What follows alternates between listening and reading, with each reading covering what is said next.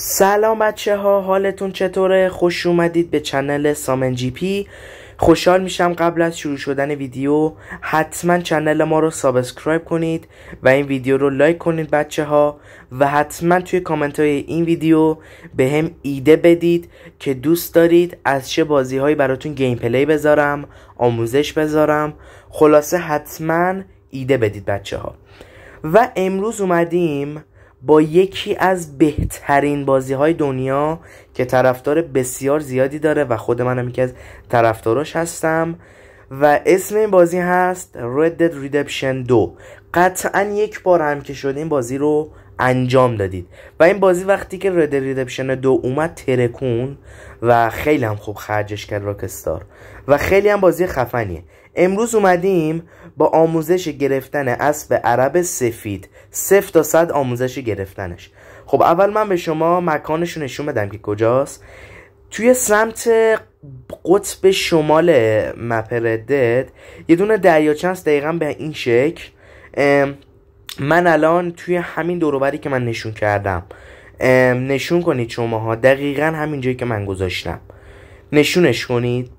بعد تو همین نقطه ها هست و من برم سریع سراغ اسب عرب. حتما لباس گرم بپوشید بیایید اینجا چون هوای سردی داره. بعد خیلی احتمال داره اینکه مثلا اگه گرگی خرسی چیزی به شما حمله بکنه و اسب بندازتتون پایین و اگه لباس گرمی هم نپوشیده باشید احتمال مرگتون زیاده. خلاصه حواستون رو خیلی جمع کنید. این بازی خیلی گرافیک بالایی داره، بعد واقعا هم بازی خفنیه و خیلی قابلیت‌های بالایی داره و به نظر من از خیلی از لحاظا طرفدار خودشو داره و خیلی بازی خفنیه. من خودم بالشخصه بسیار دوستش دارم. خب ما طنابو در میاریم، آماده باشیم. طنابتون شما در بیارید بچه ها و بریم که برسیم.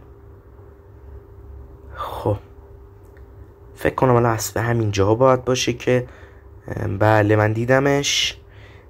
بذارید دوربینم رو در بیارم. خب بذارید دوربینم رو در بیارم. خب بله اینهاش بچه ها. یه گوله سفید خیلی خوشگل، خیلی اسب خوشگلیه، خیلی خیلی خوشگله. بعد خب بچه ها من یه نکته رو اول به شما بگم.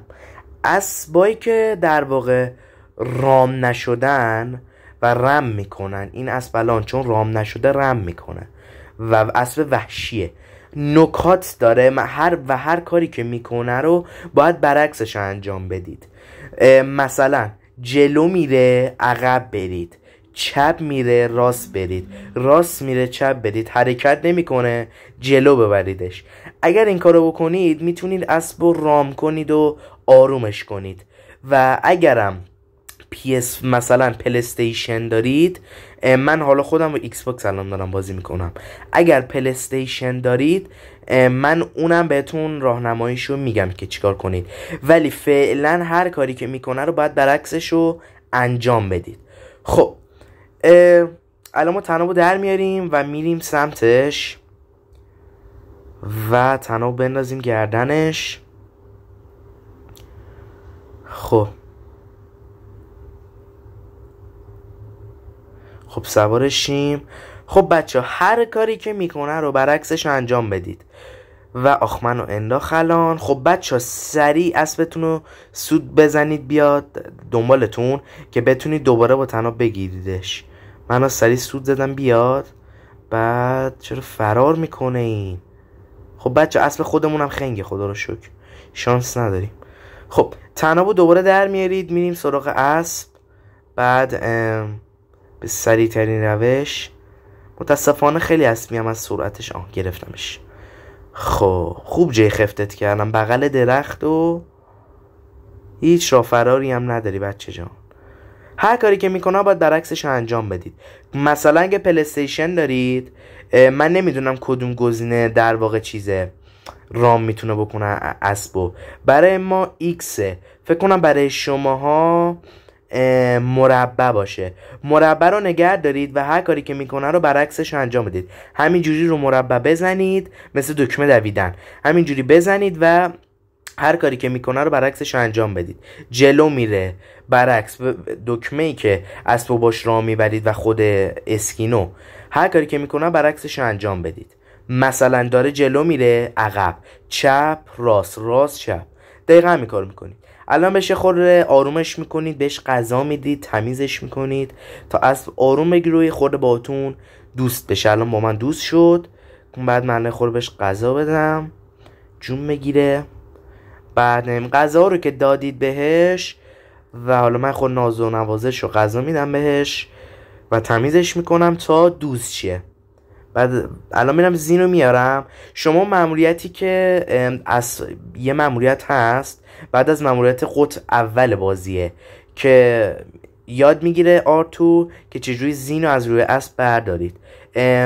بعد اینکه اینو رفتید، من الان زینو از روی اسب برداشتم و انداختم روی این و به همین قشنگی اسب عرب سفیدو گرفتید و چقدر این اسب خوشگله. و بچه ها این اسب خیلی قدرت بالایی داره، چه از لحاظ جونی چه از لحاظ دویدنی. پیشنهاد میشه بگیریدش، شدیداً پیشنهاد میشه. من خودم این اسب رو هر دفعه که میگیرم ازش لذت میبرم چون فوق العاده سرعت بالایی داره.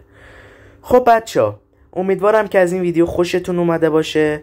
لطفاً چنل رو سابسکرایب کنید و این ویدیو رو لایک کنید بچه ها، و حتما توی کامنت های این ویدیو به هم ایده بدید که دوست دارید از چه بازیهایی براتون گیم پلی بذارم. حتما چنل رو سابسکرایب کنید. مرسی که تا اینجا ویدیو با ما همراه بودید. خدا حافظ.